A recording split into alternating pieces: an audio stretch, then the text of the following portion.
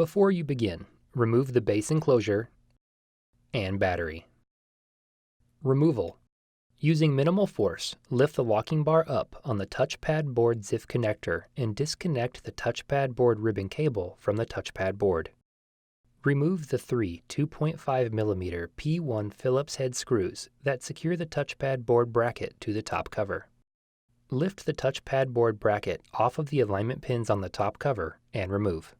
Peel back the mylar and remove the three 2mm P0 Phillips broadhead screws that secure the touchpad board to the top cover. Lift the touchpad board off of the top cover and remove.